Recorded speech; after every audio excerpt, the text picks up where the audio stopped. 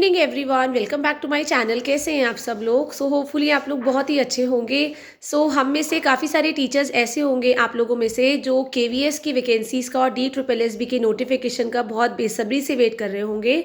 तो D triple S B के लिए मैंने आपको बता दिया था, आपको हो सकता है कि पूरा दिसंबर का मंथ तक वेट करना पड़ जाए और आपको आपकी vacancies D triple S B की जो 20,000 वैकेंसीज़ हैं, या तो वो दिसंबर के लास्ट वीक में देखने को मिले या आपको जनवरी के फर्स्ट वीक में देखने को मिले।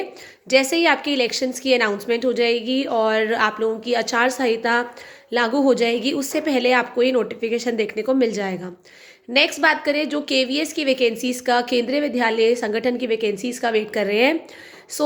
टेंटेटिव मंथ केवीएस का दिसंबर जनवरी होता है, क्योंकि लास्ट टाइम आपकी वैकेंसीज जो थी 2022 में निकली थी, दिसंबर के मंथ में ही निकली थी और दिसंबर के पहले हफ्ते ही नोटिफिकेशन रिलीज़ हो गया था, जिसके एप्लीकेशन फॉर्म पे कुछ दिन के बाद स्टार्ट हो गए थे एप्लीकेशन फॉर्म की फिलिंग। तो आज हमारी 7 दिसंबर हो चुकी है, तो ऑलमोस्ट 2 साल हो गए हैं। और केवीएस की जो वैकेंसीज होती है वो हर साल बेसिकली नहीं आती है, वो हर 2 साल के बाद ही आती है। तो इसी साल हमारा 2024 है, 2022 के बाद। तो आपको एक्सपेक्टेडली वैकेंसीज इस मंथ किसी भी डेट को देखने को मिल सकती है, क्योंकि 2 साल कंप्लीट हो चुके हैं। और इस मंथ अगर नहीं भी देखने को मिलती है तो नेक्स्ट ईयर आपको जनवरी मंथ में ज़रूर देखने को मिलेंगी, क्योंकि आपके टेंटेटिव मंथ्स जो होते हैं आपके दिसंबर और जनवरी ही होते हैं।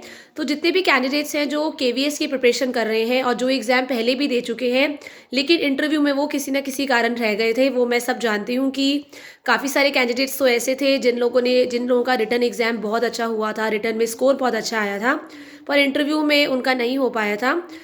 एंड रीज़न सब लोग जानते हैं कि काफ़ी सारी सेटिंग भी थी इंटरव्यू के अंदर।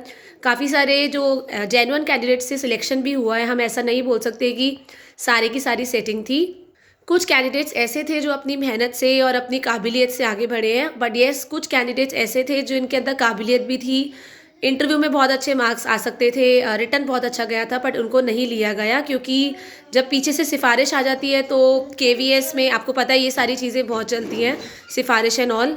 तो लेकिन आप लोग हार मत मानिए, अपनी फिर से एक नई शुरुआत करिए। अगर आप लोगों का रिटन एग्ज़ाम बहुत ही अच्छा है, रिटन एग्ज़ाम की ऑलरेडी बहुत अच्छी प्रिपरेशन है, तो अपना मेन फोकस इस बार इंटरव्यू पे रखिएगा, ताकि आप लोग इंटरव्यू क्लियर कर पाएँ, क्योंकि रिटन एग्ज़ाम तो हो ही जाएगा।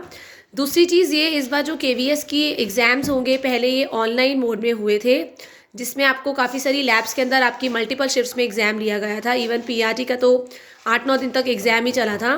तो इसी वजह से इस बार आपके एग्ज़ाम्स जो होंगे पूरे फुल चांसेस हैं कि आपके ऑफलाइन मोड में लिए जाएंगे, जो आई थिंक फेयर भी हो सकते हैं, फेयर ही होते हैं ऑफलाइन मोड में जब एग्ज़ाम होते हैं। और आप लोगों के 2 से 3 दिन के अंदर आपके एक पोस्ट के एग्ज़ाम्स जो होंगे, लाइक पीआरटी की बात करें, तो इसी दिन ख़त्म करा दिए जाएंगे। 2 से 3 दिन के अंदर, इतना ज़्यादा नहीं खींचा जाएगा। और नोटिफिकेशन आने के बाद अगर आपका 3 या 4 दिन में नोटिफिकेशन आ जाता है, तो आप ये मान के चलिए कि आपका एग्ज़ाम कैलेंडर आ जाएगा और फरवरी मार्च के अंदर आपके एग्ज़ाम भी हो जाएंगे।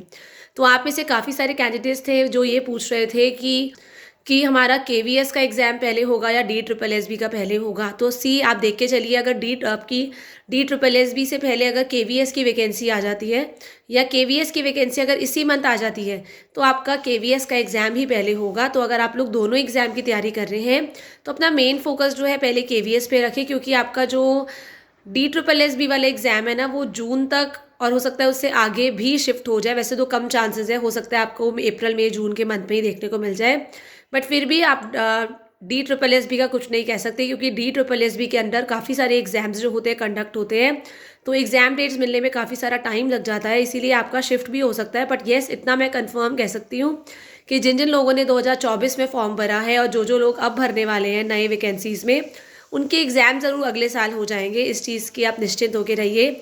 तो आराम से बिना टेंशन के तैयारी कीजिए, केवीएस की भी करिए, डी ट्रिपल एस बी की करिए, क्योंकि काफ़ी सारी चीज़ें जो हैं इन दोनों में सेम है। स्पेशली अगर आप लोग सब्जेक्ट की तैयारी कर रहे हैं, मैथ्स की कर रहे हैं, साइंस की कर रहे हैं, तो ये है कि एनसीईआरटी आप डी ट्रिपल एस बी के लिए भी पढ़ेंगे, एनसीईआरटी आप लोग केवीएस के लिए भी पढ़ेंगे। देन हम हिंदी इंग्लिश की बात करें, हिंदी इंग्लिश आपको केवीएस में भी देखने को मिलती है, आप लोगों को इधर इसमें भी देखने को मिलती है, डी ट्रिपल एस में भी देखने को मिलती है।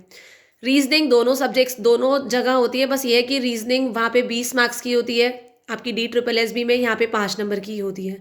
थोड़ा बहुत ये सारी चीज़ों का डिफरेंस है, अदरवाइज़ अगर आप लोग साइड में दोनों को तैयारी लेके चलेंगे तो अच्छा है। बट येस, एग्ज़ाम पहले आप लोगों का KVS का ही होगा। So all the best for your preparation till the time. Thank you everyone, have a nice day.